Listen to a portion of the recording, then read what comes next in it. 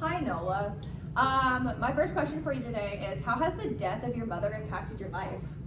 Yeah, so the death of my mother changed everything for me. Losing her was just like losing my anchor. She was the one person who made me feel safe and grounded. Her presence was a constant source of strength, guidance, and love.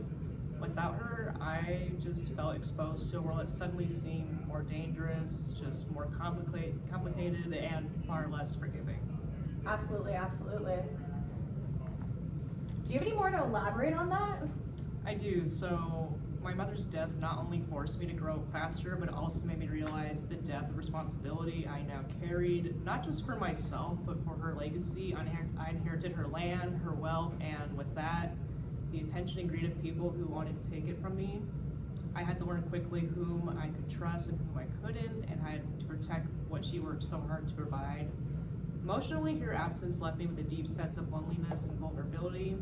She was the one who understood me, who taught me to be proud of who I am, and without her, I often felt unsure of myself. But strangely, her death also made me stronger. I found myself holding onto her memory, her resilience, and her wisdom to guide me through some of my darkest moments. Thank you, thank you. I know that's a difficult topic to talk about. I know there was a brief time you were put in a boarding school. How would you describe this experience? So my time at the boarding school was one of the hardest experiences of my life. From the start, it just felt like a place designed to strip away my identity and independence. I was forced to wear a uniform, which I did not like at all, and follow strict rules, and it just felt foreign and wrong to me, almost as if I was being molded into someone I wasn't meant to be. They didn't care about my culture, my beliefs, and it just felt like every part of me, where I came from, was just being erased. Mm-hmm. I felt isolated there, just surrounded by people who didn't understand me or accept me. My teachers didn't care to learn about who I was. I struggled to find a sense of belonging, and it felt like my voice and choices didn't matter.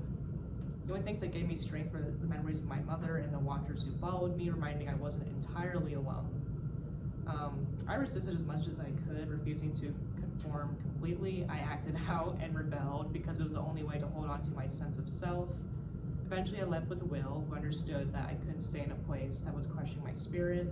Looking back, I see that my time at the boarding school showed me just how important it is to fight for my identity and stand up for who I am, even when others try to take that from me. It wasn't easy, but it deepened my understanding of resilience and taught me to never let anyone make me feel small or powerless. Very nice, thank you. So you talked about Will. What made you decide to marry Will?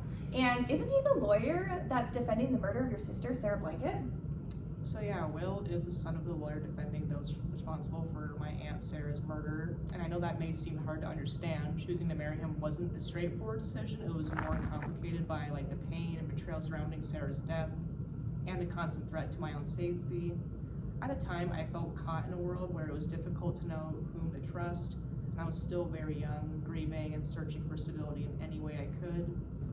Will came into my life when I was at my most vulnerable, and in him I saw someone who cared for me separate from his family's dark connections. He was different from the others involved in all of this, or so I hoped. Despite his father's role, Will made an effort to protect me, and I believed that his intentions were genuine. I wanted to trust that he wouldn't be like the others who saw me only for my inheritance. Marrying him felt in part like a way to protect myself and create some security. But as time went on, I began to doubt my decision. I realized that Will and I had different values, and it became clear that he even might be caught up in the same forces that took away my mother and aunt. I felt conflicted between my desire for love and companionship and my fear of being exploited again. Marrying Will was a decision I made out of a complex mix of a need for support, a desire to be loved, and a hope to find safety in a dangerous world. In the end, it taught me to rely on myself more than anyone else, even those I thought I could trust. When were some moments that you doubted yourself, and how did you overcome those? Yeah, so there are many moments when I doubted myself. After my mother's death, I felt lost and unsure if I could survive without her guidance and protection. I actually went to a state where I just shut myself out from everyone. I was in my room, I wouldn't talk, I wouldn't eat. It was just a really hard time. I doubted myself, my ability to make the right decisions, especially when everyone around me seemed to have hidden motives. Marrying Will, for example, made me question my judgment about trust and love, and I constantly wondered if I made a mistake. What helped me overcome these doubts was remembering my mother's strength and Belle's quiet quiet wisdom. I thought of the resilience of my family, how my mother took risks for our people, and how Belle carried herself with courage. I tried to hold on to their spirits within me, reminding myself that I come from a line of strong women. Gradually, I began to trust myself more, knowing I had the inner strength to survive just as they did. I overcame my self-doubt by stepping into the role of protector for myself and my child, Moses, even when I was scared. That purpose helped me to believe in myself again. So something I really want to hit upon is you being such the young age of 13, and has this affected how people treat you? Yeah, so I feel like since I'm so young, everyone just thinks they can control my life, tell me where to go, what to do, who I can and cannot associate with. I'm actually really mature to make my own decisions. This is part of why I chose to be with Will.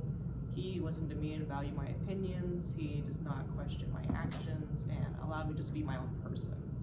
But because of my own inner doubts and the voices of the doubts around me, I started to question his integrity. Absolutely, absolutely. Thank you for your time. Sure. I'd just like to thank you guys for this opportunity to come interview your community today.